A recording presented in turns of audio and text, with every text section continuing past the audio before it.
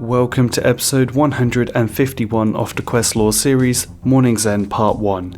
To start this quest you must have completed Sheep Herder, Waterfall Quest, Plague City, Biohazard, Underground Pass, Regicide, and Roving Elves.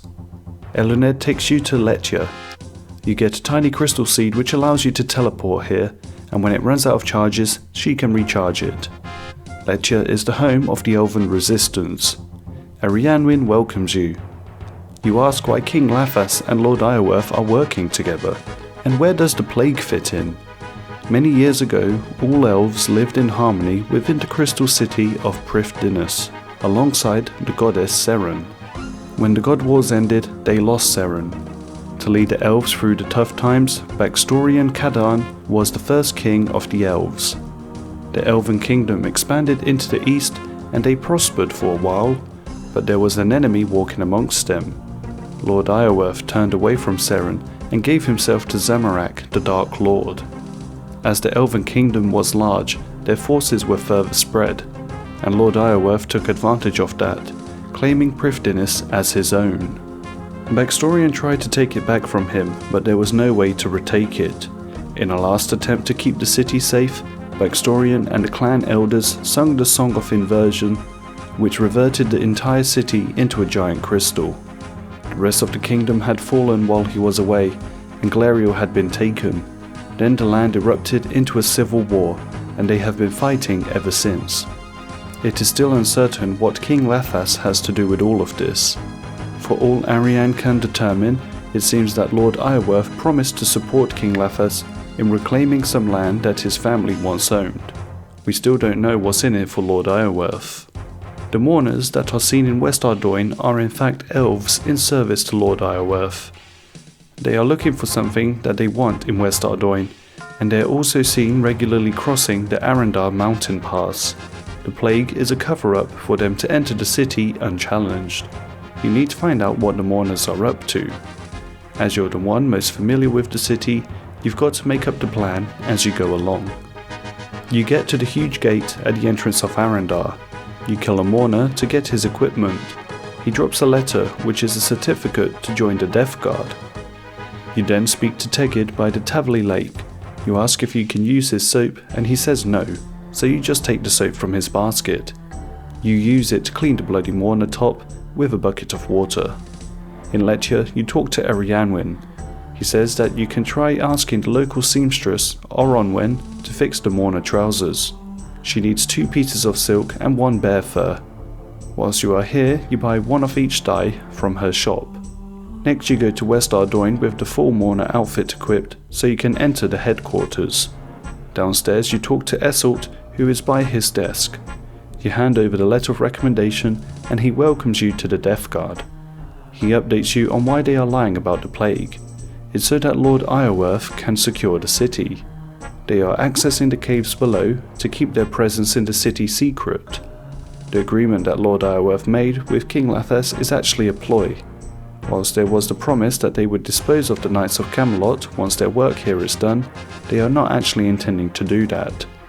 The plague allows the elves to move around the city in secret thanks to the mourner disguise, and secondly, it means they can abduct citizens to mine the caves below. They are just pretending that they fall victim to the plague. You ask how no one has found out yet, and he says that a girl from Eastern Ardoin was sneaking around and asking too many questions, so they locked her up. But an adventurer helped her escape. Luckily for Esselt and Lord Iorwerth, that same adventurer dealt with King Tyrus. Also, they have fooled the farmer into thinking that his sheep are infected. Your current job is to re-dye them. He explains that they use a gnomic device that fires dye parcels that rupture on impact. Unfortunately, the device is broken and they ran out of packages. He gives you a key to the next room and a device so that you can speak to the gnome who might be able to fix it. You open the cell and see a gnome on a rack. He says that every torture has been used on him and that there is nothing to make him tell you how to fix the device, although he slips that he has been craving toad crunchies and has a fear of being tickled on his feet. You dangle the toad crunchies above the gnome's nose and hold the feathers menacingly close to his feet. At this point he gives up and says for you to bring him some leather and magic logs and he will see what he can do. You release him from the rack, let him eat the toad crunchies in peace, and he fixes the device. Then you use dye on the empty ogre bellows, getting coloured toads. You load the device, re-dyeing the 4 different coloured sheep.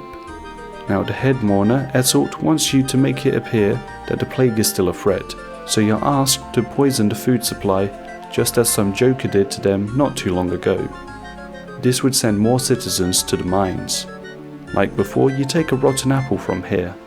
You talk to Elena and update her on events. She's reluctant to help you because she doesn't want to give a toxic infection to the people of West Ardoin, but you explain that there's a bigger threat if she doesn't help. First, you need to mash up the rotten apple and dissolve the toxin into a liquid, then mix it with naphtha and strain out any solids.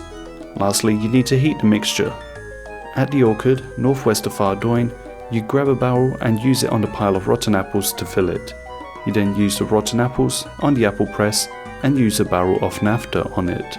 Then, using a sieve to get the toxic naphtha, you lastly heat it up on a range. It slowly evaporates and you're left with 2 doses of toxic powder. You then poison the grain sacks in the main building and the supply in the church. You speak one last time to Esselt. He now tells you that they need slaves for the mines. A long time ago, Seren ordered the construction of a great temple beneath the earth. It is believed that this temple is beneath the city. They're using the miners to find it. You're going to be needed soon to assist. Currently he's waiting on a guard who's copying a key. You update Arianwin on the events. He thinks they are looking for the Temple of Light and that Lord Iorwerth intends to use the power of that temple to summon Zamorak. You earn 40,000 thieving XP and 25,000 hit points XP.